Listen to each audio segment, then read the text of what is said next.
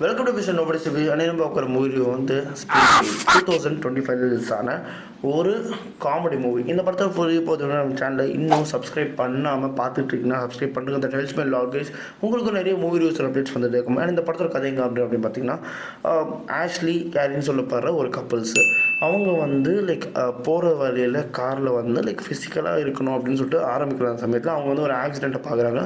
பார்த்துட்டு அங்கே ஒரு ஒய்ஃப் கப்புள்ஸு அதில் வந்து பொண்ணு வந்து இறந்துருவாங்க.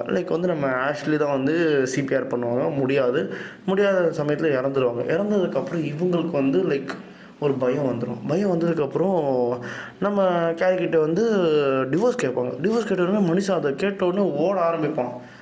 எதுக்கு ஓட ஆரம்பிக்கிறானே தெரியாது. ஓடி போயிட்டு தன்னோட ஃப்ரெண்டோட வீடு ஒன்று இருக்கும், லேக்லாம் தாண்டி லேக்கில் விழுந்து குளித்து நீச்சல்லாம் அடித்து அங்கே போயிட்டு நின்றுட்டு அதுக்கப்புறம் அவங்க வந்து இந்த துணிலாம் கொடுத்ததுக்கப்புறம் எல்லாம் நல்லபடியாக போகும். அப்போன்னு பார்த்தா அவரோட ஃப்ரெண்டு பால், அவரோட ஒய்ஃப் வந்து ஜூலி அங்கே இருப்பாங்க. அவங்களுக்கு ஒரு பையன் இருப்பான். இவங்க வந்து ஓப்பன் ரிலேஷன்ஷிப்பில் இருப்பாங்க. ஸோ வந்து ஹஸ்பண்ட் ஆர் ஒய்ஃப் அவங்களுக்கு யார் கூட டேட் பண்ணணும் டேட் பண்ணிக்கலாம்.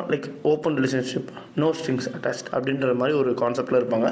இந்த கான்செப்ட் வந்து இவருக்கு சொல்லி புரிய வைக்கிற சமயத்தில் இவருக்கு அந்த கான்செப்ட் புரியும்.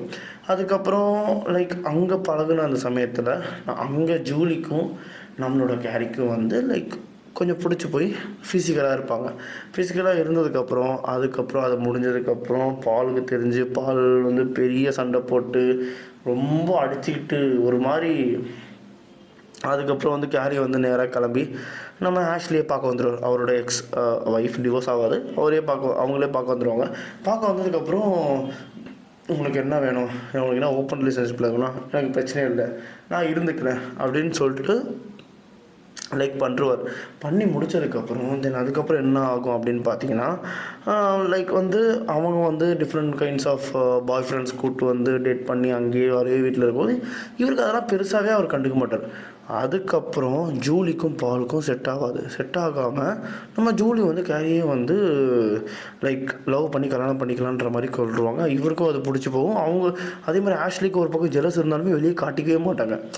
அதுக்கப்புறம் தான் வந்து ரெண்டு பேருமே ரியலைஸ் பண்ணுவாங்க. பால் ஒரு பக்கம், ஆஷ்லி ஒரு பக்கம் ரியலைஸ் பண்ணிட்டு அதுக்கப்புறம் அவங்களோட ரிலேஷன்ஷிப் வந்து நார்மல் ஆச்சா இல்லையா அப்படின்றது தான் இந்த படத்தோட கதை. இந்த படத்தோட கதை வந்து நல்ல கதை தான் அப்படின்னு தான் சொல்லலாம். வந்து அந்த பார்ட்னர்ஸ் வந்து கூட இருக்கும்போது தெரியாது, அதுக்கப்புறம் ரியலைஸ் பண்ணுவாங்க, எல்லாம் ஓகே. பட் அந்த சொந்த விதம் வந்து நாட் ஃபார் ஆல் எல்லா ஆடியன்ஸுக்கும் செட் ஆகாது.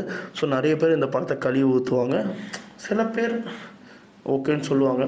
சில பேர் இது எதுக்கு இந்த படம் அப்படின்னு கேட்கலாம். சில பேர் வந்து இதெல்லாம் நடக்குமா அப்படின்ற மாதிரி ஒரு பக்கம் டிஃப்ரெண்ட் கைண்ட்ஸ் ஆஃப் தாட்ஸ் இருக்கும். But not for all audience, ஓகேங்களா. அதனாலே இந்த படம் எனக்கு ஒரு ஆவரேஜ் தான், ஓகேங்களா. அதனால் இந்த படத்துக்கு நான் ஒரு 3 ரவுண்ட்ஸ் தருவேன். இந்த மாதிரி மூவி பார்க்கணும் நம்ம சேனலை சப்ஸ்கிரைப் பண்ண மிஸ்டர் நோபடி சந்திக்கிறேன். பாய், ஹேவ் அ கிரேட் டே.